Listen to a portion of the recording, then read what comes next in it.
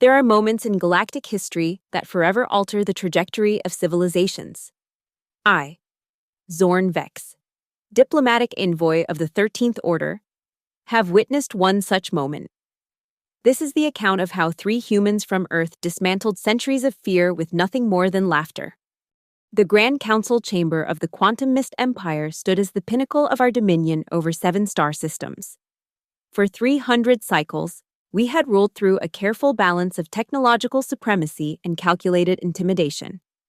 On this particular rotation, the Supreme Leader Drathar was to receive tributes from the newly subjugated Venusian colonies.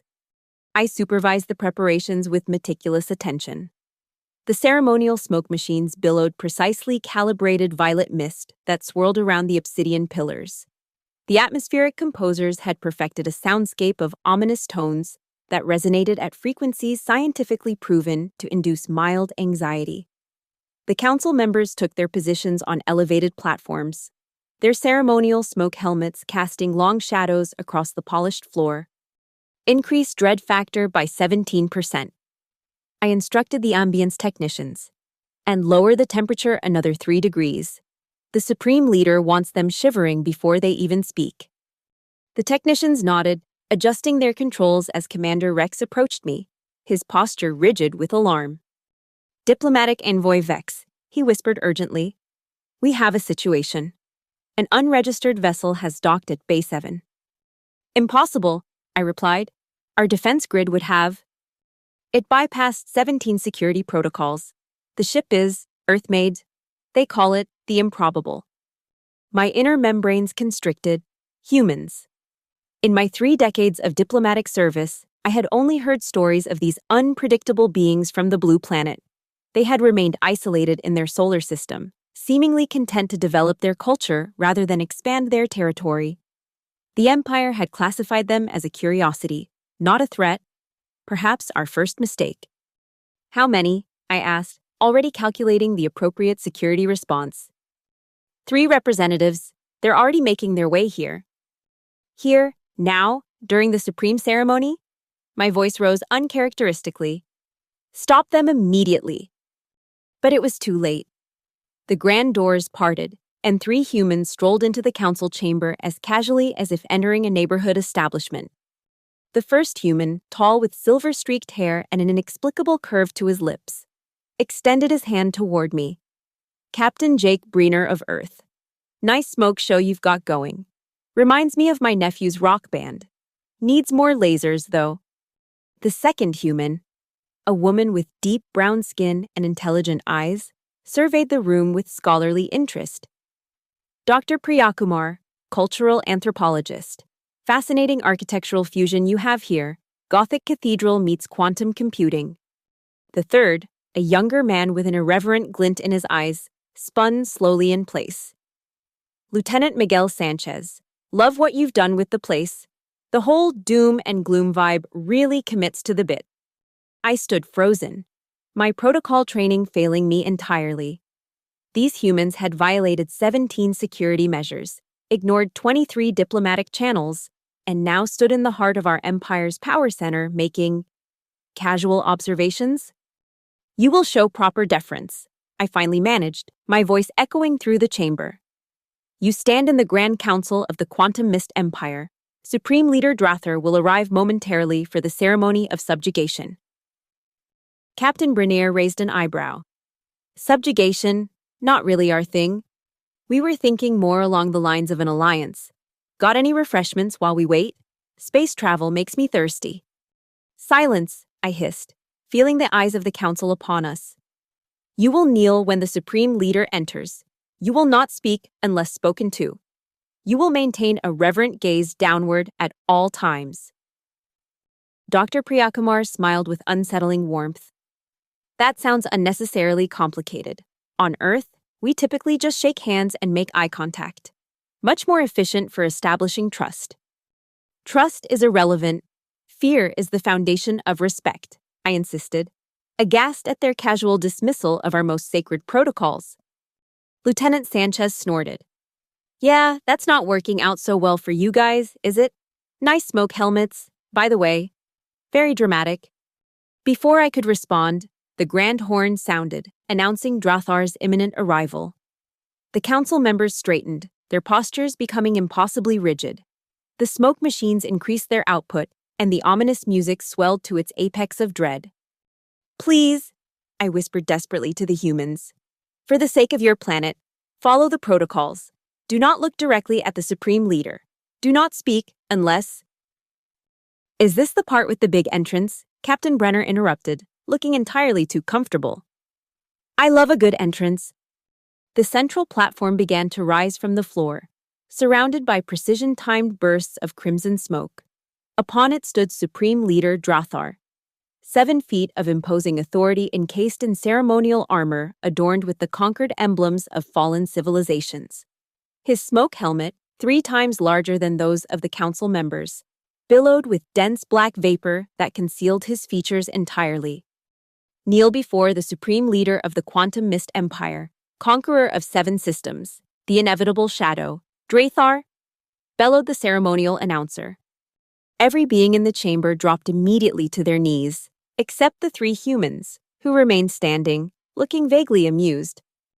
"That's quite a title," Captain Brenner remarked conversationally. "Do you ever get tired of hearing the whole thing? I just go by Jake most days." A collective gasp rippled through the council. No one addressed the Supreme Leader directly, and certainly not by questioning his ceremonial titles. Drathar's helmet turned slowly toward the humans. The voice that emerged was artificially deepened, designed to resonate through bone and tissue to maximize intimidation. "Who dares stand in the presence of Drathar?" Dr. Priyakumar stepped forward with professional interest. "Dr. Anya Priyakumar, representing Earth. Forgive our ignorance of your customs. Supreme Leader. We come in peace and friendship." "Earth," Drathar intoned, the word rumbling through the chamber. "The insignificant blue speck. Your arrival was not scheduled. Your presence is not welcome. Your audacity is noted." Lieutenant Sanchez leaned toward Captain Brenner and stage whispered, "10 credits says there's a voice modulator under that helmet." Captain Brenner suppressed what appeared to be a smile. "No bet. Also, what's with all the smoke? Fire hazard, if you ask me." I watched in horror as Drathar's posture stiffened further, a sign I recognized as mounting rage. The Supreme Leader had executed officials for far lesser infractions than these humans were committing every second they continued breathing. "You will kneel," Drathar commanded, raising a gauntleted hand. The gravitational enhancers in the floor activated, designed to force compliance. To my astonishment, the humans remained upright, seemingly unaffected. "Interesting tech," Dr. Priyakumar observed casually, examining the floor. "Localized gravity manipulation. We've been experimenting with similar principles for our deep space explorations." "Impossible," Drathar thundered, genuine confusion entering his modulated voice. Captain Brenner shrugged. "Our ship's engineer noticed your system during our approach. Something about quantum field interference. She gave us these countermeasure devices." He tapped a small disc attached to his belt. "Said they'd come in handy if you tried any floor tricks," as she put it. For the first time in my diplomatic career, I witnessed silence in the Grand Council chamber. Not the reverential silence of fear, but the stunned silence of calculations being hastily recalibrated. Drathar descended from his platform, the smoke swirling dramatically around him as he approached the humans. Even I, accustomed to his theatrical displays of power, had to admit the effect was impressive. He towered over Captain Brenner, the tallest of the 3, by at least a foot. "You have violated Imperial space. You have disregarded sacred protocol. You have insulted the supreme authority. The punishment is cosmic obliteration." I closed my eyes, anticipating the end of my career along with these foolish humans. Instead, I heard the most unexpected sound. Laughter. Not nervous laughter, not the desperate kind that sometimes precedes execution. Genuine, amused laughter from all 3 humans. "I'm sorry," Captain Brenner said, wiping his eyes. "But cosmic obliteration is just so theatrical. Do you have that phrase trademarked? Because it would make a great name for a heavy metal band." Lieutenant Sanchez was now bent over, shoulders shaking with barely controlled mirth. The smoke helmet really sells it. Is it heavy? Looks heavy. Dr. Priyakumar, maintaining slightly more composure, addressed Drothar directly. Supreme Leader, with all respect, these displays might be effective with civilizations that equate pageantry with power. But humans have a rather unique perspective. We've spent our history seeing through such performances. Drothar remained motionless, but I could sense his bewilderment. In 3 centuries of rule, no being had ever laughed in his presence. You mocked the supreme power of the empire, he finally managed, though his voice modulator seemed to catch, producing a slight crack in the final word. Not mocking, Captain Brenner clarified, his expression shifting to something more diplomatic. Just suggesting that between equals, such theatrics are unnecessary. Earth has resources, technologies, and perspectives that could benefit the empire. We're proposing an alliance, not subjugation. Equals, Drothar's modulated voice rose to a thunderous level. Your primitive planet cannot compare to the quantum mist empire. We have technology beyond your comprehension. Lieutenant Sanchez raised an eyebrow. Like the smoke machines and voice modulators, very impressive. Very 21st century Earth. Dr. Priyakumar stepped forward, her manner shifting to one of scholarly authority. Supreme Leader, our analysis suggests your empire maintains control primarily through a carefully cultivated atmosphere of dread rather than actual technological superiority. Effective, certainly, but ultimately limiting. Cooperation breeds innovation far more efficiently than fear. The council members remained perfectly still, but I could sense their attention shifting.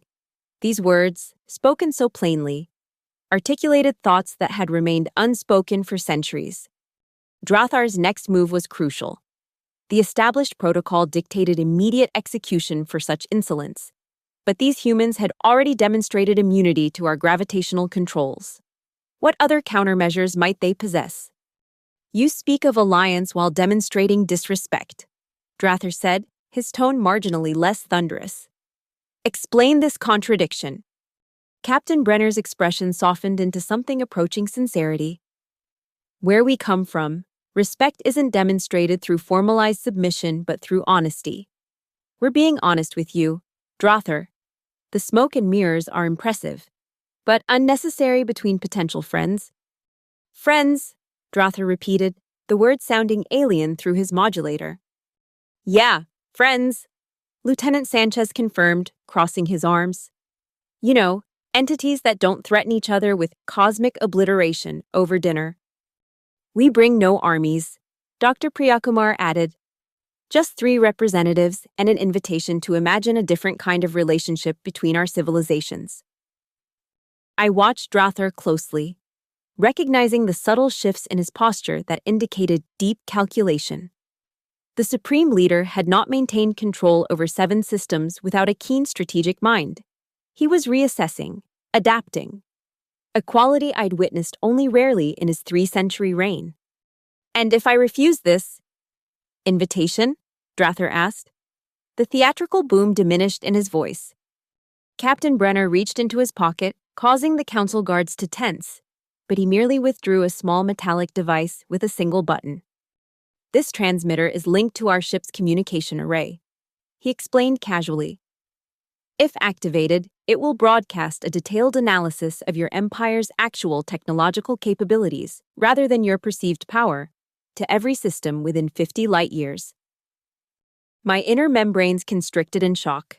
This was not merely diplomacy, it was expertly executed blackmail. Drothar stood motionless, the smoke from his helmet swirling less dramatically as the machines responded to the tension in the room. You threaten the empire? He asked. The voice modulator deactivated for the first time, revealing a surprisingly melodic, natural voice. We're creating options, Dr. Priyakumar corrected gently. Alliance or exposure, cooperation or truth, the choice belongs to you, Supreme Leader. But only one path leads to mutual prosperity. The chamber remained deathly silent as Drothar considered. I found myself holding my breath, caught between centuries of protocol and the unprecedented situation unfolding before me. Finally, Drothar reached up and in a gesture that sent shockwaves through the council, removed his smoke helmet. The face revealed was not the monstrous visage of legend, but that of a being not so different from the humans themselves, distinguished primarily by silvery skin and eyes of deep violet. Without the helmet's imposing bulk, Drather seemed almost ordinary, his expression thoughtful rather than terrifying. "In 300 cycles," he said in his natural voice, "no one has ever laughed in my presence." Captain Brenner smiled. Their loss. Laughter builds bridges that fear never could. "Turn off the smoke machines," Drather instructed, and I scrambled to relay the command to the technicians. "And that infernal music as well." As the mist dissipated and the ominous tones faded, the Grand Council chamber transformed. Without the atmospheric manipulations, it was simply a large room filled with beings who suddenly appeared far less intimidating. "Council members, you may remove your helmets," Drather announced, causing a ripple of shocked murmurs. One by one, the council revealed their faces, many for the first time in decades of service. The chamber filled with the sounds of natural voices, uncertain but increasingly animated as the fog of formality lifted. "Perhaps," Drather said, addressing the humans directly, "we might discuss this alliance over refreshments. As you suggested, Captain Jake, was it?" Captain Brenner's smile widened. "Jake is fine, and I wouldn't say no to whatever passes for a good drink in this part of the galaxy." "I believe," Drather replied with what might have been the first genuine smile of his reign, "that we can accommodate that request." As the impromptu diplomatic reception formed, with council members cautiously approaching the humans with questions rather than threats, I found myself standing beside Lieutenant Sanchez. "You knew," I accused quietly. "You knew the smoke and ceremonies were primarily theater." He grinned. "Earth has a long history of powerful figures hiding behind curtains and special effects. We've learned to look for the person operating the machinery. But how did you bypass our security systems, our gravitational controls?" Dr. Priyakumar wasn't entirely honest about that. He admitted, "We don't actually have countermeasures for your gravity tech. We were just standing on the architectural support beams beneath the floor panels where the field is weakest. Basic structural engineering." I stared at him, recalculating everything I thought I knew about humans.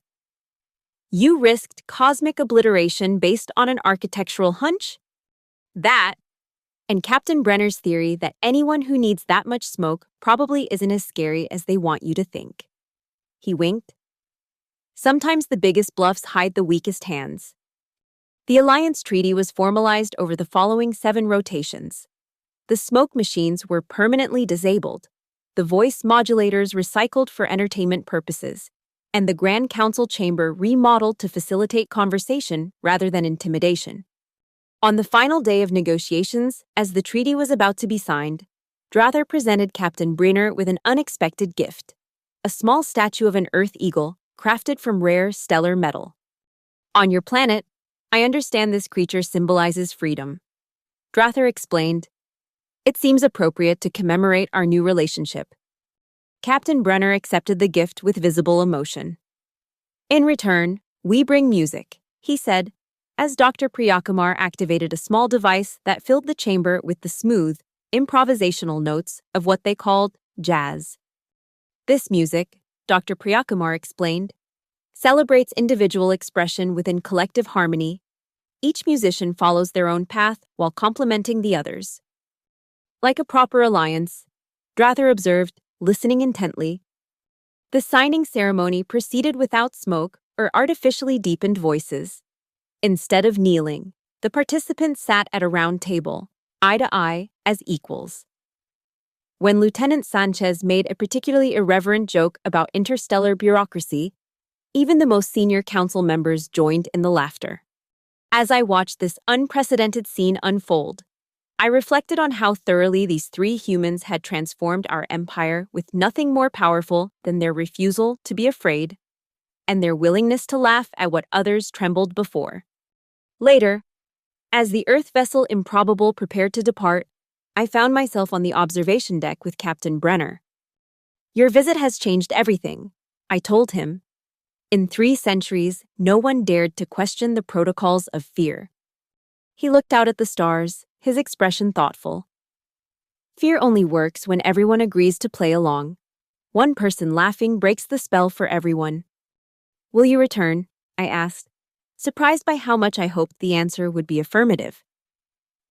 Count on it, he said with a smile. Alliance means showing up, especially when things get complicated. Besides, he added with a wink, I need to check if Drothar has improved his taste in refreshments. As their ship departed, carrying the first of many cultural exchanges between Earth and the Quantum Mist Empire, I remained at the viewport long after it had disappeared from view. In my official report, I documented the strategic advantages of our new alliance with Earth. But in my personal records, I noted a different observation. That on this historic day, the sound of laughter had proven more powerful than 3 centuries of carefully cultivated dread. The Empire would never be the same. And neither, I realized with a strange sense of liberation, would I. For the first time in my diplomatic career, I removed my own ceremonial insignia and set it aside. The weight of protocol lifted. I found myself doing something I had never dared before. I laughed. In the cycles that followed, the transformation of the Quantum Mist Empire proceeded with remarkable speed. The council chambers, once designed to inspire terror, were reconstructed with transparency and accessibility as guiding principles. The towering obsidian pillars remained, but now supported a dome of clear crystalline material that revealed the spectacular nebula above, rather than concealing it behind layers of artificial mist.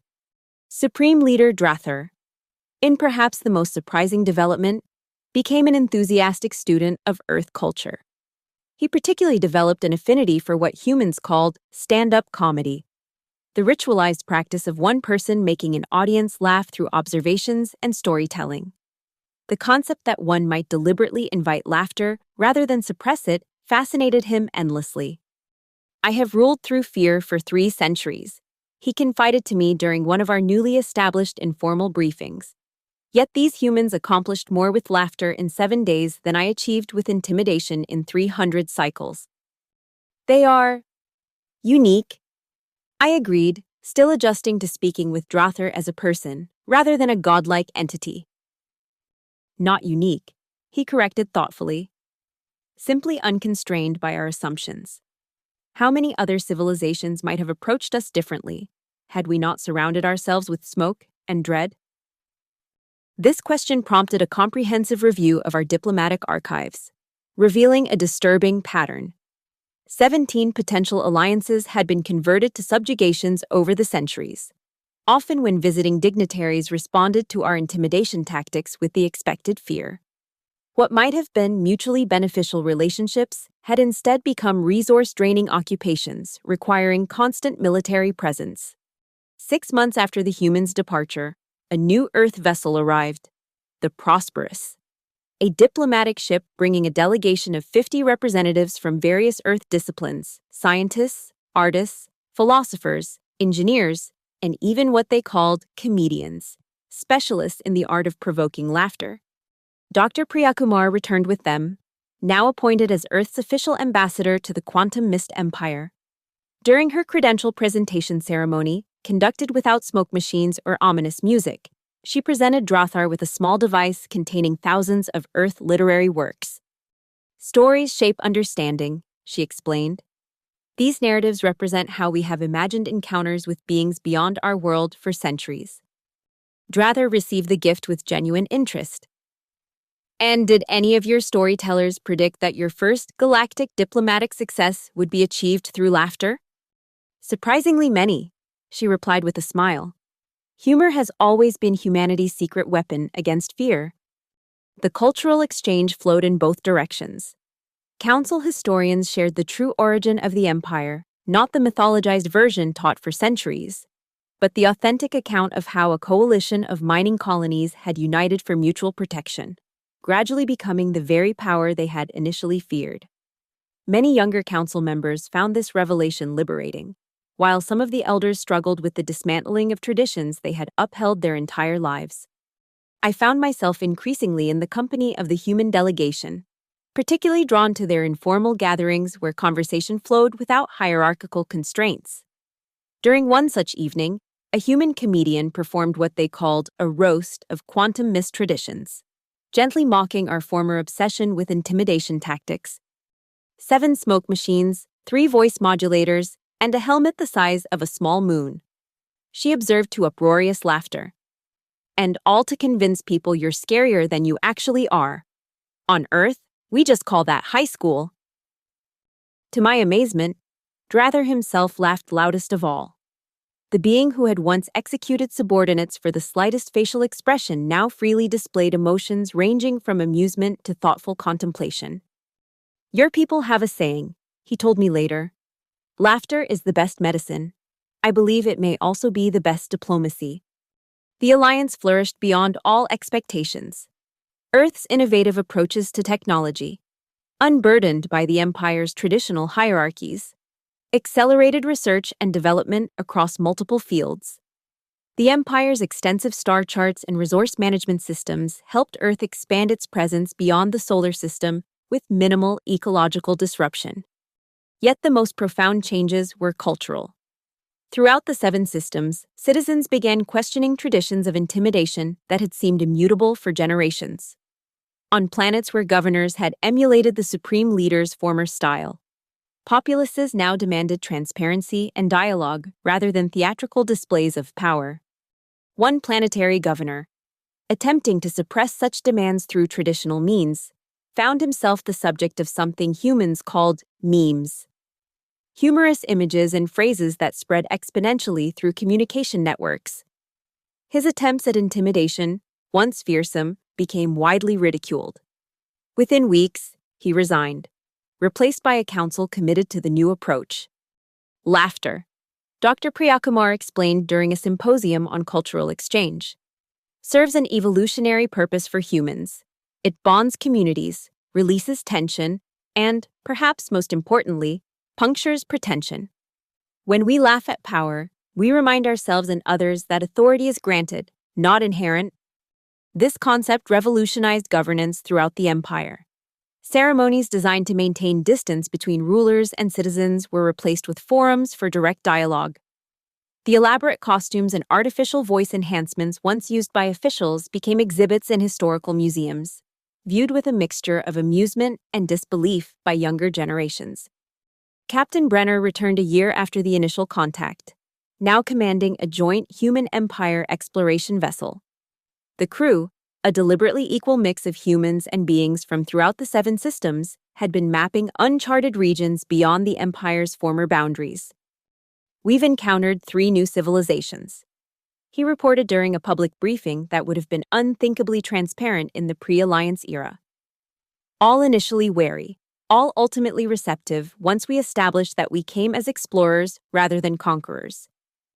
And did your human approach of laughter prove effective? Drother asked, genuine curiosity in his voice. Brenner grinned.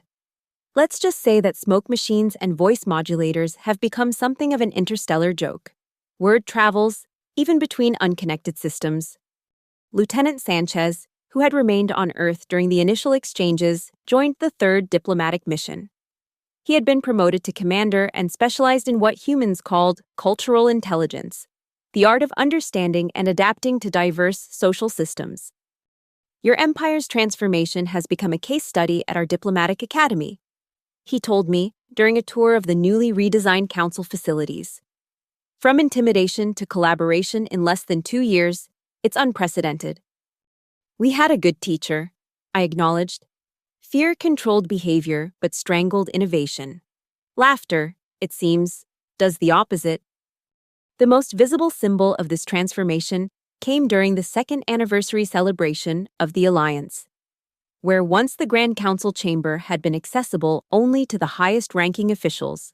Now representatives from throughout the 7 systems gathered alongside the human delegation.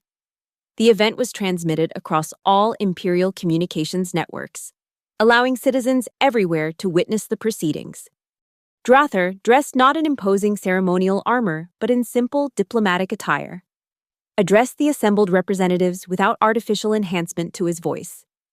2 cycles ago, Three humans stood in this chamber and laughed at centuries of carefully constructed fear. He began, prompting a ripple of amusement through the crowd. That laughter cracked the foundation of an empire built on intimidation and revealed a stronger foundation waiting to be built on mutual respect. He gestured toward the human delegation. Our friends from Earth brought us not superior weapons or overwhelming forces, but something far more powerful. The courage to question whether power exercised through fear is power worth having. Dr. Priyakumar rose to respond. Her formal diplomatic words interspersed with the warm humor that had become characteristic of human empire interactions. She presented Drathar with a small earth plant, an oak sapling grown from an acorn. On our world, this tree symbolizes strength that grows slowly but endures for centuries, she explained. Like our alliance, it requires patience, care, and the understanding that the most meaningful relationships develop over time. The ceremony concluded not with the former rituals of submission, but with an open reception where beings from across the seven systems mingled freely with the human delegation. Music from both Earth and Empire cultures blended in the background, the once ominous tones now harmonizing with human melodies to create something entirely new. I found myself standing with Commander Sanchez, observing the scene from a quiet corner. "Did you expect this outcome when you first arrived?" I asked him. "Or was it simply a fortunate accident that your laughter disrupted our protocols?" He considered the question thoughtfully. "Neither, really. We'd studied your empire as much as possible before making contact." Our analysts noted the disproportionate emphasis on ceremonial intimidation compared to actual enforcement capabilities. Captain Brenner theorized that any civilization so invested in appearing frightening might be masking fundamental insecurities. "An astute observation," I acknowledged. "And the laughter?" "That was genuine," he admitted with a smile. The smoke machines, the voice modulator, the oversized helmet, it was just so theatrical, like something from our entertainment media rather than actual diplomacy. "You might have died for that amusement," I pointed out. "True," he conceded. "But as Captain Brenner says, the most important diplomatic tool is sometimes the willingness to take the risk that others avoid. Your empire had encountered thousands of species, yet none had ever simply laughed." As the celebration continued around us, I reflected on how thoroughly three humans had transformed an empire that had seemed immutable for centuries. Not through superior firepower or technological advantage, but through the simple, powerful act of refusing to be afraid and finding humor where others had seen only intimidation. In the years that followed, this transformation rippled outward through neighboring systems. Civilizations that had maintained wary distances from the empire now sought diplomatic relations, encouraged by reports of its fundamental change in approach. Trade routes expanded, cultural exchanges flourished, and innovation accelerated across dozens of worlds. The former subjugated territories, once maintained through constant military presence, evolved into self-governing members of what became known as the Galactic Cooperative. The resources previously devoted to maintaining fear-based control were redirected toward exploration, research, and improving quality of life across all member worlds. Drathar, in perhaps his most surprising evolution, announced his intention to step down as supreme leader after 320 cycles of rule. In his place, he proposed a representative council drawn from all member systems, including Earth, which would hold equal status despite its relatively recent inclusion. "I have ruled longer than any being should," he declared during the transition ceremony. "And I have learned more in these past 5 cycles than in the 300 that preceded them. The future belongs not to those who command through fear, but to those who connect through understanding." Captain Briner, now Admiral Briner and Earth's senior representative to the cooperative, stood beside me during Drothar's final address. "When we first arrived, would you have predicted this outcome?" he asked quietly. I shook my head. "Never. Our protocols were designed specifically to prevent such fundamental change. They had functioned flawlessly for centuries. Until someone laughed," he observed with a smile. "Until someone laughed," I agreed. The newly formed Cooperative Council held its inaugural session not in the former imperial capital, but on a previously insignificant agricultural world that had once been among the empire's first conquests. The location was chosen deliberately, a symbol that power would no longer be concentrated in traditional centers, but distributed throughout the systems. As diplomatic envoy, I found my role transformed as thoroughly as the empire itself. Where once I had orchestrated elaborate displays of intimidation, I now facilitated genuine dialogue between diverse cultures. The skills of listening and authentic communication, once considered irrelevant in imperial diplomacy, became the foundation of my work. During a quiet moment at the cooperative formation ceremony, Dr. Priyakumar shared a human concept that particularly resonated with me. On Earth, she explained, we have a saying, the emperor has no clothes. It comes from a story about illusions maintained by collective fear, broken by simple truth-telling. Like smoke machines and voice modulators, I observed. Exactly. Fear requires everyone's participation to maintain itself. Laughter breaks that participation and reveals the truth beneath the illusion. 10 cycles after the humans first appeared in the Grand Council chamber, I returned to the now historical building, which had been preserved as a museum of imperial history. The smoke machines remained in place but deactivated, the architectural manipulation of acoustics left intact, but explained through educational displays rather than used for intimidation. A group of young beings, a mix of species from throughout the cooperative systems, was touring the facility, guided by a human-designed educational program that explained how the Empire had once used sensory manipulation to maintain control. But why did people let themselves be frightened by smoke and sounds? One youngster asked, the question echoing slightly in the vast chamber. Why didn't they just laugh? The guide, a holographic representation of Drather himself, replied with remarkable candor. Because fear, once established, becomes self-reinforcing. Each person's fear validates and strengthens everyone else's, creating a cycle that seems impossible to break. Until someone refuses to participate, added the human co-guide, a digital representation of Captain Brenner. Then suddenly, everyone realizes they had the power to break the cycle all along. I watched the young beings experiment with the deactivated ceremonial equipment, trying on the once fearsome helmets and taking turns speaking through the voice modulators, dissolving into laughter at the artificial deepening of their voices. Laughter in the Grand Council chamber, once an unprecedented act of defiance, now the everyday sound of a new generation growing up without the shadow of manufactured fear. As I departed the museum, I passed a newly installed artwork in the entrance hall. A simple holographic display showing 3 humans standing before a smoke-enshrouded figure, their faces alight with the radical act of amusement in the face of intimidation.